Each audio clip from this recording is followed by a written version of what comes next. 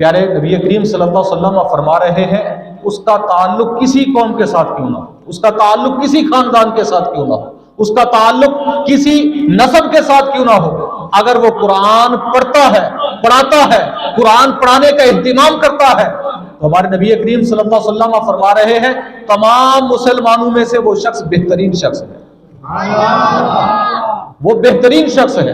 تو پتہ چلا کائنات کے اندر دو قسم کے لوگ بہترین ہیں۔ کتنے؟ جو قرآن پڑھتے ہیں اور جو قرآن سنتے ہیں۔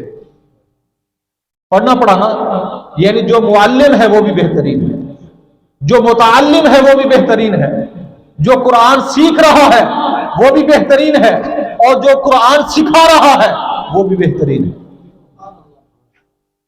اچھا، یہ اللہ تعالیٰ کی طرف سے ایک کرم ہوتا ہے جس پر ہو جائے، یہ اللہ کا کرم ہوتا ہے، وگرنہ آج اگر ہم مسجد میں جمع ہیں تو ہم سے زیادہ خوبصورت لوگ، ہم سے زیادہ دانشور لوگ، ہم سے زیادہ سمجھدار لوگ، جنہیں اللہ نے توفیق نہیں دی، بستروں میں لیٹے ہوں گے۔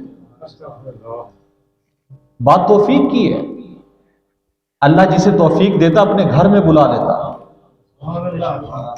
اللہ جسے توفیق دیتا اپنے گھر میں بلا لیتا۔ اور مومن کا تعلق مسجد کے ساتھ کیسا ہے؟ میرے آقا علیہ الصلوۃ والسلام کا فرمان اقدس ہے، بخاری شریف کی روایت ہے، میرے آقا علیہ الصلوۃ والسلام فرماتے ہیں کہ مومن مسجد میں آتا ہے پرسکون ہو جاتا ہے، مسجد میں آتا ہے مومن پرسکون، اطمینان اسے نصیب ہوتا ہے، جیسے ہی مسجد سے باہر جاتا ہے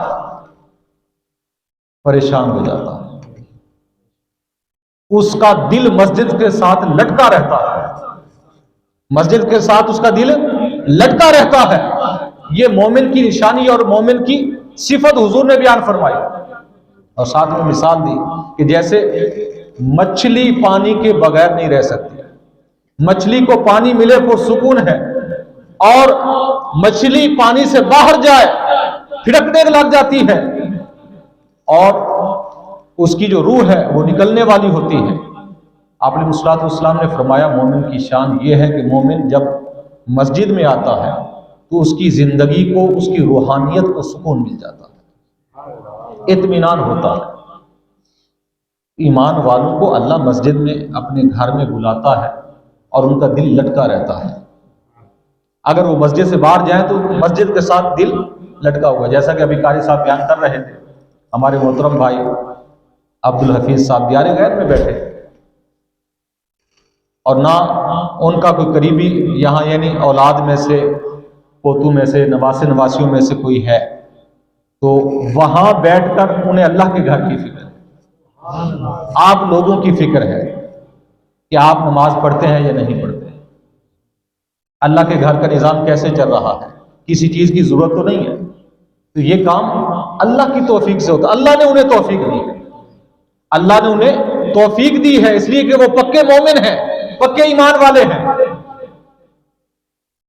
اس پر دلائل بہت اور بھی ہیں، قرآن مجید فرقان حمید کی آیت کریمہ قاری صاحب کہتے ہیں انما یامر مساجد اللہ من آمن باللہ والیوم الآخر، اللہ قرآن کے اندر ارشاد فرماتا ہے، یہاں کلمہ حصر ہے، انما، اس کا معنی ہوتا ہے کہ اس کے علاوہ کوئی اور مومن ہے ہی نہیں۔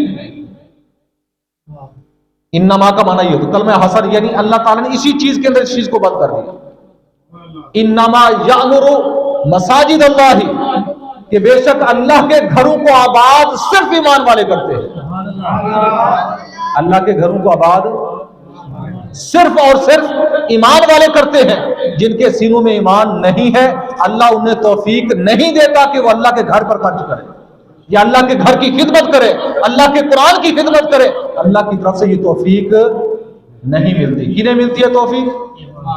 ایمان والوں کو۔ جس کے سینے کے اندر ایمان ہوتا ہے اسے اللہ توفیق دیتا ہے کہ وہ اللہ کے گھروں کو آباد کرتے ہیں، اللہ کے گھروں کی تمام ضروریات پوری کرتے ہیں، دیکھ بھال کرتے ہیں، قاری صاحب کا بھی اہتمام کرتے ہیں، ان کی نگرانی کرتے ہیں، ان کی دیکھ بھال کرتے ہیں، اور مسجد کے دیگر جتنے بھی معاملات ہیں دیکھ بھال کرتے ہیں۔ یہ ایمان والوں کا کام ہے۔ کن کا کام؟ ایمان والوں کا۔ پیسے تو اللہ نے بہت لوگوں کو دیے، لیکن بات ہوتی ہے توفیق کی۔ کسی کو توفیق اللہ دیتا ہے کہ وہ کتوں پر خرچ کرتے ہیں، کوئی کتوں کی لڑائیوں پر، کوئی بٹیروں پر، کوئی تتروں پر، کسی چیز پر، کوئی کسی چیز پر، توفیق کی بات ہے۔ لیکن اللہ جنہیں چن لیتا ہے انہیں اپنے دین کی سمجھ عطا فرماتا ہے، انہیں اپنے گھر پر خرچ کرنے کی توفیق دیتا ہے، قرآن پر خرچ کرنے کی توفیق دیتا ہے، دین پر خرچ کرنے کی توفیق دیتا ہے۔ یہ